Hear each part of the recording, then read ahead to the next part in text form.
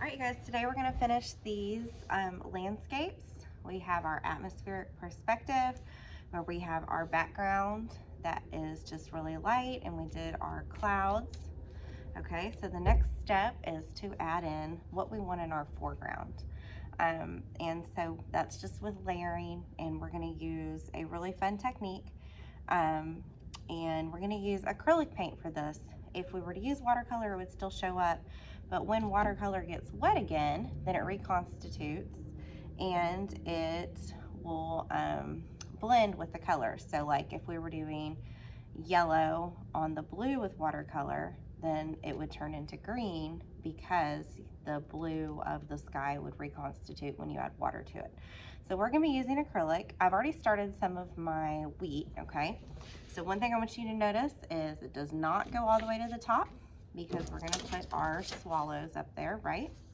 The other thing I want you to notice is that it's really thin, okay? Now you're only gonna get a small paintbrush today, one of the small green ones, or a small one if we don't have enough green ones for my class. Just a small paintbrush.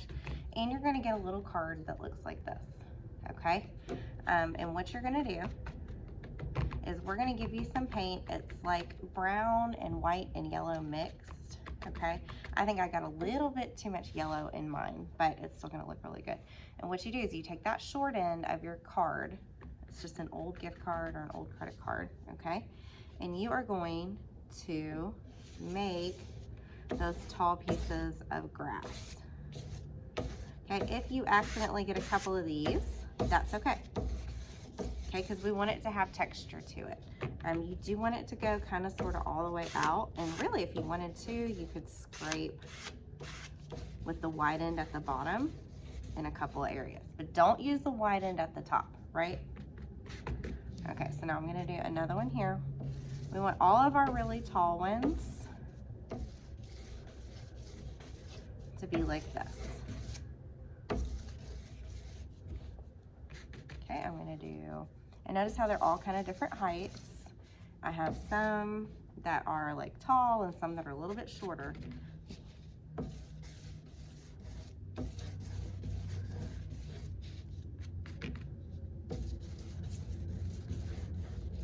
And this is just creating the texture of the wheat for us. If we try to do all of these with a paintbrush, the reason we're using this is because if we try to do them all with just a paintbrush, first of all, you can't really get them thin enough. And then second of all, it doesn't look as good. It just gives us a different technique. Now I'm gonna come down and work on the bottom areas. Okay, and like I said, you can scrape down here at the bottom just a little bit. So I'm just taking some of that paint and scraping it, okay? So we have our really thin lines up top, and then we have some scraping down here. Now what we're gonna do is we're gonna add the wheat to the top. Now I'm not gonna do it with necessarily every single one of these. I am gonna come through with my paintbrush and just do some more down here to kind of thicken it. If you feel like you need a little bit more texture down here. Okay, so do that next. Sorry, sometimes I get into these videos and I think this is what I'm gonna do next, and then I realize, ooh, I need to do this. All right, so step one is scraping. Step two is take your paintbrush and kind of fill in at the bottom. All right, now step three is gonna be, let's add some tops, okay? And so we wanna add the texture of the wheat to the tops of these. All right, so all you're doing, it's like a reverse Christmas tree.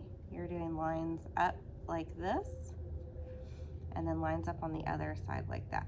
So I'm gonna do the same thing here. I'm gonna do one in the middle, and then some lines down the side here, and some lines down the side here. And they just sit at the top of your things. Now, I'm not gonna do every single one. You could do a pattern and do every other one. You could do like two right next to each other and then skip one. I'm gonna just kind of go with, do about 5 to start with, and then I'll come back and do more if I need to. This is already looking really good. You guys, these are gonna be so cool. Your parents are gonna be so impressed with y'all.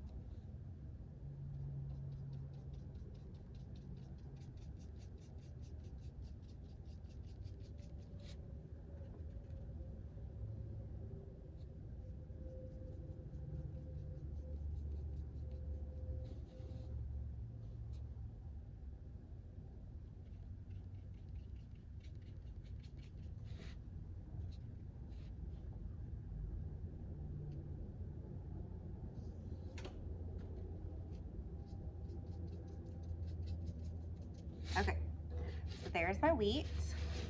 Looks pretty realistic, doesn't it? And then because we've already done the background and we have that aerial perspective there, you have like the clouds, you have the sky, you have the horizon line, and so it looks like it has more depth than if we just did a wheat field on like a plain blue background or something.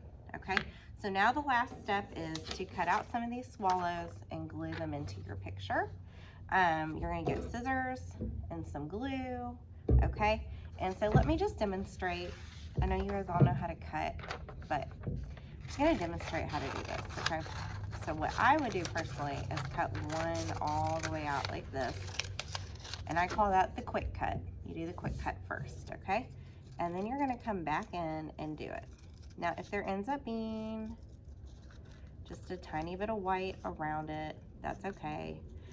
What if you're cutting and you accidentally cut something off? Like I cut off the tip of that wing, that's okay. Okay, but let's say I'm cutting and I accidentally, oops, I just cut its tail off. That's okay because we're gonna glue it together anyway, right? So when I go to glue this bird on, I'll just finish cutting his little teeny weeny tail out.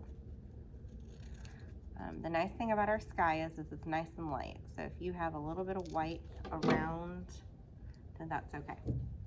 So what I'll do is I'll put my glue. What I like to do with things this small is instead of outlining it with glue, I put kind of like glue down the center like this. And my glue is not working, y'all, so give me a second.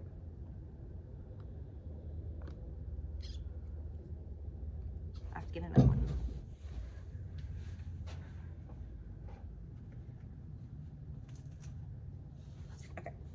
So I'm gonna put glue right down the middle. Whoops, and I got too much, and that's okay. And then I'm gonna put glue right down the middle here, like a T for this bird. And then I'm gonna glue it where I want it.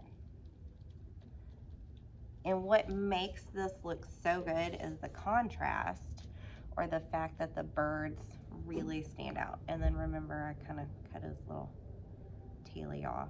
So I'm just kind of dabbing a little glue on that.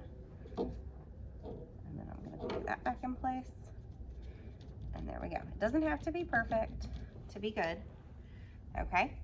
And so that's how that works. So you're gonna cut these out. I would say probably at least 3 birds, because I know cutting these is a little tricky for our littles. If you need help, raise your hand and we'll try to come around and help you, okay? And then you're gonna be done with these today, and they are gonna be amazing. Your parents are gonna be so impressed with y'all.